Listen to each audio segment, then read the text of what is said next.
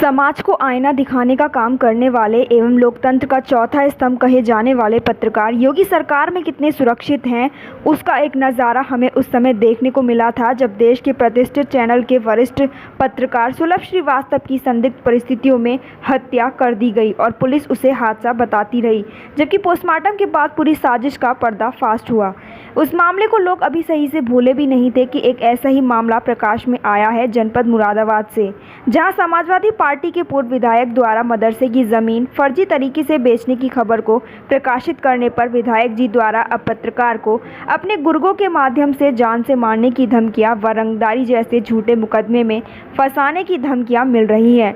आपको बता दें कि समाजवादी पार्टी के पूर्व विधायक हाजी यूसुफ अंसारी मदरसा हयातुल उलूम की बेशक कीमती जमीन बेचने के मामले में घिरते नजर आ रहे हैं, जिसकी वजह से वह अब खुद अपने क्षेत्रीय थाने जाकर प्रार्थना पत्र देकर फर्जी मुकदमा लिखवाने का प्रयास कर रहे हैं। मदरसे के इस पूरे प्रकरण पर पीस पार्टी पहले ही ज्ञापन दे चुकी है। अब फैजान कुरैशी पत्रकार ने भी मंडल आयुक्त को शिकायती पत्र सौंपते हुए मुरादाबाद मंडल युक्त से अपने व अपने परिवार की सुरक्षा की मांग की है। उन्होंने बताया है कि मंडल आयुक्त ने इस मामले को गंभीरता से लेते हुए पूरे प्रकरण की निष्पक्ष जांच के आदेश दिए हैं और कार्रवाई का आश्वासन भी दिया है। क्या नाम आपका? फैजान कुरैशी।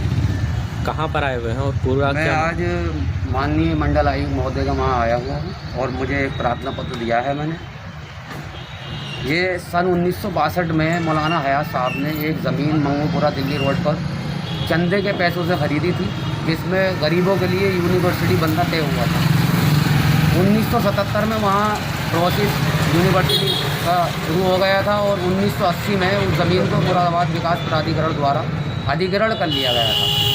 जब से मदरसे की कमेटी के बीच और मुरादाबाद विकास प्राधिकरण के बीच न्यायालय में प्रोसेस जारी था, लेकिन 2015 में सपा सरकार में शहर से पूर्व विधायक हाजी यूसुफ अंसारी ने कमेटी को गुमराह करके एक एग्रीमेंट 110 रुपये मीटर की कीमत पर 4 भूमाफियाओं के नाम किया, जिसमें एक उनका नौकर भी शामिल है जिसका नाम नसीम है, और इसमें एक विशाल गोयल, एक सार्थक गोयल और एक छत्रपति, इन 4 लोगों के नाम करोड़ों रुपए की ज़मीन का एग्रीमेंट 110 रुपये मीटर में कर दिया गया।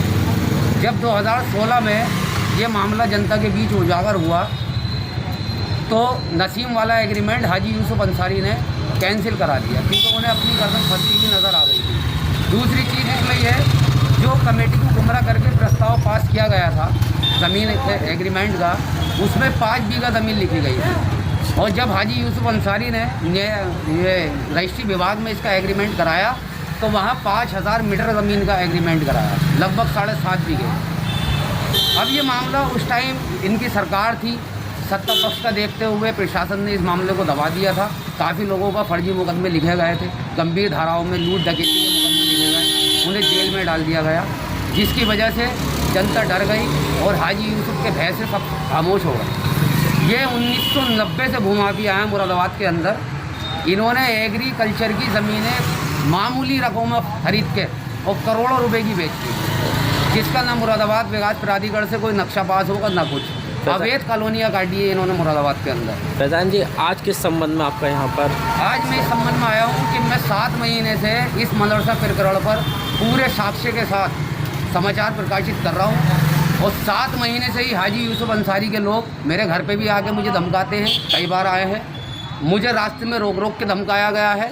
हद तो यहाँ तक हो गई कि अब हाजी यूसुफ अंसारी ने मेरे खिलाफ कई थानों में प्रार्थना पत्र दिया है फर्जी के। मैं उनसे रंगदारी मांगता हूँ, विज्ञापन के पैसे मांगता हूँ, जिसका उनके पास कोई साक्ष्य नहीं है।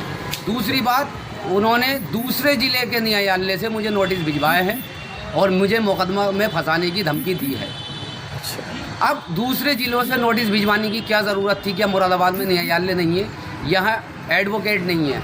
वजह ये थी कि वो ये चाहते कि दूसरे ज़िले में मुकदमा होगा, ये तारीख पे जाएगा, न्यायालय में पेश होने का जाएगा, इसे किसी वाहन से कुचलवा कर मरवा देंगे या शूटरों द्वारा मरवा देंगे।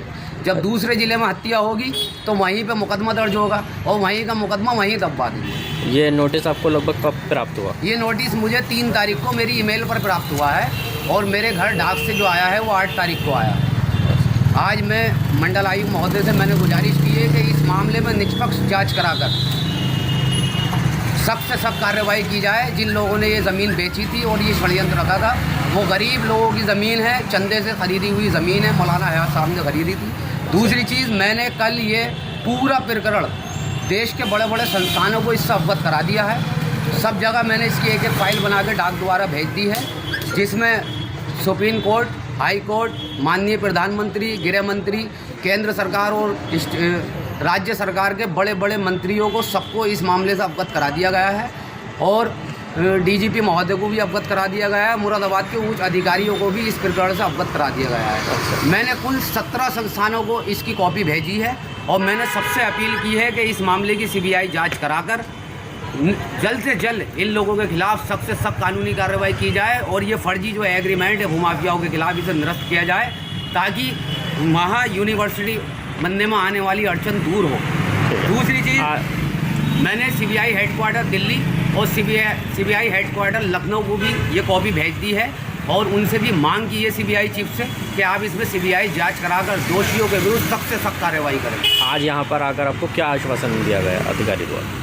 सर ने मुझे आश्वासन दिया है कि इसमें हम निष्पक्ष जांच कराएंगे और जल्द से जल्द कराएंगे और जो भी दोषी होंगे उन्हें जेल भेजने का काम किया जाएगा।